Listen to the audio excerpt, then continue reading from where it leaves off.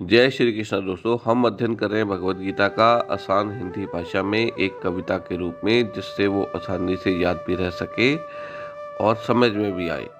तो अब इसी कड़ी में आगे बढ़ते हुए हम पहुंचे हैं भगवत गीता के तीसरे अध्याय पे। आज से उसको आरंभ करेंगे तीसरे अध्याय को, जिसका नाम है कर्मयोग। तीसरा अध्याय स्टार्ट होता है अर्जुन के एक प्रश्न से। बोले अर्जुन, बुद्धि युक्त हो निष्काम कर्म योग का रास्ता आपने था बताया।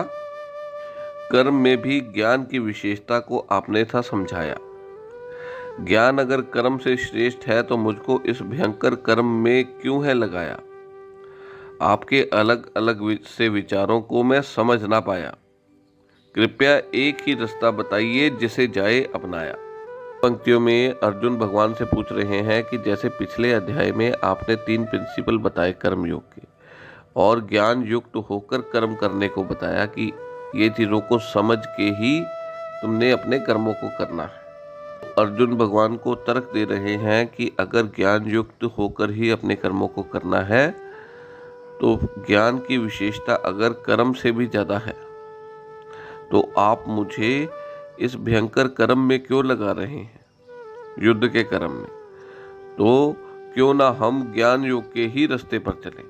हे प्रभु, आपने मेरे को सांख्य योग के बारे में बताया, फिर निष्काम कर्म योग के बारे में बताया। वो सारी चीज़ों से मैं और कंफ्यूज हो गया हूँ। मेरे को समझ नहीं लग रहा कि एक रास्ता कौन सा अपनाना है। इसलिए हे प्रभु, मेरे को कृपया करके एक ही रास्ता बताइए जो मेरे लिए श्रेष्ठ हो। बोले कृष्ण, निष्पाप अर्जुन, जो तुमको 2 रास्ते हैं बताए। ज्ञानियों के लिए सांख्य योग के रहस्य हैं समझाए, और संसारिक लोगों के लिए कर्म योग के भेद भी हैं बताए।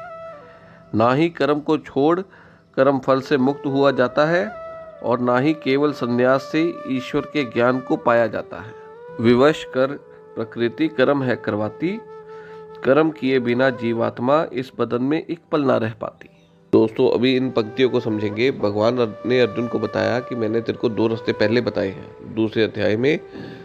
एक था ज्ञानियों के लिए सांख्य योग का रास्ता, और दूसरा संसारिक लोगों के लिए निष्काम कर्म योग का रास्ता। ज्ञान योग का रास्ता है, उसमें ग्रंथों के अध्ययन और परम तप किए जाते हैं उस परम ज्ञान की प्राप्ति के लिए, आत्म तत्व और परमात्मा तत्व को जानने के लिए। और जो निष्काम कर्म योग का रास्ता है, उसमें भी ज्ञान का महत्व है।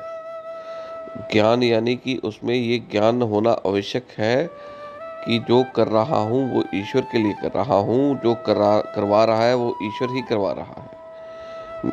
कर्म के ऊपर मेरा अधिकार है, फल के ऊपर मेरा कोई अधिकार नहीं है। ना ये कर्म इसलिए हो रहा है क्योंकि ये मैं कर रहा हूँ, ये इसलिए हो रहा है क्योंकि भगवान ने मेरे को इस कर्म को करने का अवसर दिया है। और कर्म ना करने में आसक्ति भी नहीं करनी। ऐसा ज्ञान रखते हुए जब कामना रहित हम कर्म करते हैं तो वो निष्काम कर्म योग का रास्ता है, और ये गृहस्थ में किया जा सकता है। आगे भगवान ने बताया, ना ही कर्म को छोड़ कर्म फल से मुक्त हुआ है जाता, और ना ही केवल संन्यास से ईश्वर के ज्ञान को पाया है जाता। इसका मतलब ये है कि अगर हम कर्म को करना छोड़ दें फिर भी उसका फल जो है हमें प्राप्त होगा। जैसे कोई एग्ज़ाम दे रहा है और उसकी प्रिपरेशन को छोड़ दे, भी एग्ज़ाम का रिज़ल्ट तो सामने आएगा ही, और उसमें असफलता उसकी निश्चित हो जाएगी। जब उसके लिए उसमें सफलता के लिए उसने कर्म ही नहीं किया तो उसकी असफलता निश्चित हो जाएगी। और ना ही केवल संन्यास से ईश्वर के ज्ञान को है पाया जाता। भगवान बता रहे हैं इसमें कि केवल संन्यास से, केवल ये सोच ले कि मैं ये तप करूँगा, मैं घर बार छोड़ के जंगलों में चला जाऊंगा, केवल उससे भी ईश्वर के ज्ञान को प्राप्त नहीं किया जाता। प्रकृति विवश कर सभी से कर्म है करवाती, यानी कि चाहे वो सन्यासी हो चाहे वो गृहस्थ हो, प्रकृति सबसे कर्म करवाएगी ही करवाएगी। बिना कर्म किए जीवात्मा इस बदन में एक क्षण नहीं रह पाती। कहने का मतलब है कि जैसे भूख लगती है, प्यास लगती है, भूख के लिए और प्यास के लिए, इसकी तृप्ति के लिए कर्म तो करना ही पड़ेगा। बिना कर्म किए अगर हम 2 दिन ब्रश भी ना करें तो क्या होगा, मुंह से बदबू आनी शुरू हो जाएगी। प्रकृति ने हमारा शरीर इस हिसाब से बनाया है कि ये प्रकृति उसको विवश करके कर्म करवाती है। बिना कर्म किए कोई इंसान नहीं रह पाता। भगवान अर्जुन को बता रहे हैं, चाहे वो सन्यासी हो, चाहे वो गृहस्थ हो, चाहे कर्मयोगी हो और चाहे वो सांख्य योग के रास्ते पर चलने वाला हो, कर्म सभी को करने पड़ते हैं। आगे चलते हैं। भगवान कह रहे हैं, जो कर्मेंद्रियों को वश में करता है पर मन उसका इंद्रिय विषयों का चिंतन करता है, वह स्वयं को धोखा देता है और मिथ्या जीवन जीता है। जो मन के द्वारा इंद्रियों को वश में करने का प्रयत्न करता है और बिना आसक्ति कर्म योग के पथ पर चलना प्रारंभ करता है, वो श्रेष्ठ मनुष्यों की श्रेणी में आता है। कर्म के बिना ना चले इस शरीर की गाड़ी, कर्म ना करने से अच्छा सकाम कर्म है हितकारी। यज्ञों में जैसे डाली जाती है आहुति, कर्म करो प्रभु चरणों की करते हुए स्तुति, ऐसे ही मिलेगी तुमको जीवन मरण के चक्कर से मुक्ति। इन कर्मों के यज्ञों से सारे प्राणी है जुड़ जाते, अच्छे कर्मों की आहुति से देवता प्रसन्नता को है पाते और देवताओं की प्रसन्नता से मनुष्य संपन्नता को है पाते। अभी इन पंक्तियों का अर्थ समझेंगे। भगवान कह रहे हैं कि जो कर्म इंद्रियों को वश में करते हैं, कंट्रोल में करते हैं, लेकिन उनका जो मन है इंद्रिय विषयों के चिंतन में लगा रहता है। फॉर एग्जाम्पल, कोई सोचता है कि मैं आज से कल सिगरेट पीना छोड़ दूंगा, लेकिन जो उसका मन है, मन में हमेशा सिगरेट का चिंतन चलता रहता है।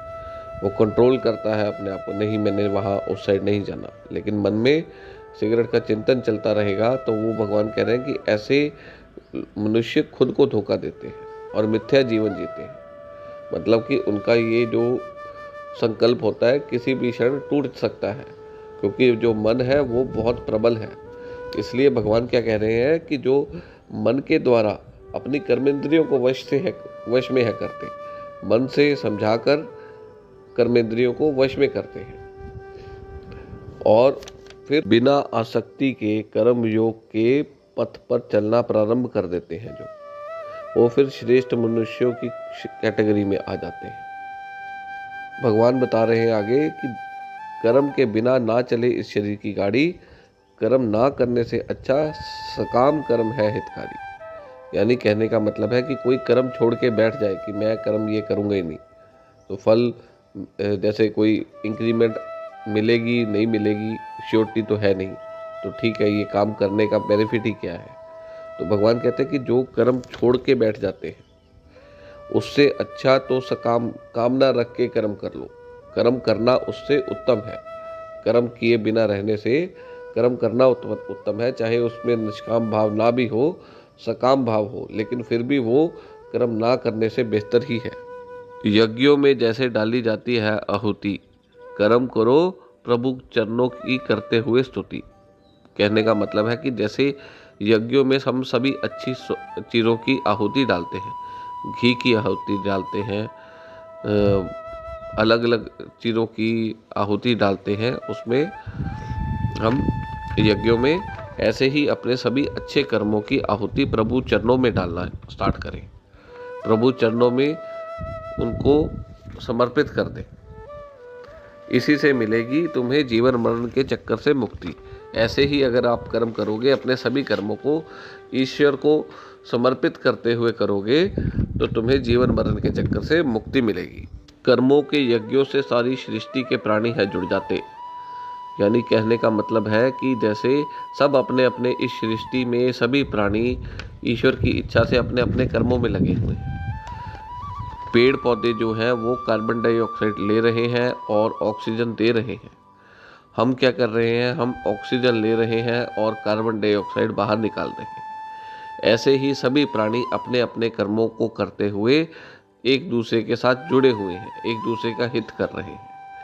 अच्छे कर्मों की आहुति से भगवान कह रहे हैं कि जो देवता होते हैं, जैसे तुमने पानी पंछियों के लिए पानी डाल दिया, पंछियों को पानी पिला दिया, तो उससे क्या होता है कि जल देवता प्रसन्न होते हैं, देवता प्रसन्न होते हैं और देवता के प्रसन्न होने पर मनुष्यों को संपन्नता मिलती है, तुम्हें पूर्णता मिलती है। दोस्तों, अभी तक जो हमने समझा उसको एक बार दोबारा रिवाइज कर लेते हैं। बुद्धि युक्त निष्काम कर्म योग का रास्ता आपने था बताया, कर्म में भी ज्ञान की विशेषता को आपने था समझाया, ज्ञान अगर कर्म से श्रेष्ठ है तो मुझको इस भयंकर कर्म में क्यों है लगाया। आपके अलग अलग से विचारों को मैं समझ ना पाया। कृपया एक ही रास्ता बताइए जिसे जाए अपनाया। बोले भगवान, निष्पाप अर्जुन, जो तुमको दो रास्ते हैं बताए। ज्ञानियों के लिए सांख्य योग के रहस्य समझाए और संसारिक लोगों के लिए कर्म योग के भेद भी हैं बताए। ना ही कर्म को छोड़ कर्म फल से मुक्त हुआ है जाता और ना ही केवल संन्यास से ईश्वर के ज्ञान को पाया है जाता। विवश कर प्रकृति कर्म है करवाती, कर्म किए बिना जीवात्मा इस बदन में एक पल न रह पाती। जो कर्म इंद्रियों को तो वश में करता है पर मन उसका इंद्रिय विषयों का चिंतन करता है, वो स्वयं को धोखा देता है और मिथ्या जीवन जीता है। जो मन के द्वारा कर्मेंद्रियों को वश में करने का प्रयत्न करता है, बिना आसक्ति कर्म योग के पथ पर चलना प्रारंभ करता है, वो श्रेष्ठ मनुष्य कहलाता है। कर्म के बिना ना चले इस शरीर की गाड़ी, कर्म ना करने से अच्छा सकाम कर्म है हितकारी। यज्ञों में जैसे डाली जाती है आहुति, कर्म करो प्रभु चरणों की करते हुए स्तुति, ऐसे ही मिलेगी तुम्हें जीवन मरण के चक्कर से मुक्ति। कर्मों के यज्ञों से सभी प्राणी है जुड़ जाते, अच्छे कर्मों की आहुति से देवता प्रसन्नता को है पाते और देवताओं की प्रसन्नता से मनुष्य संपन्नता को है पाते। जय श्री कृष्ण।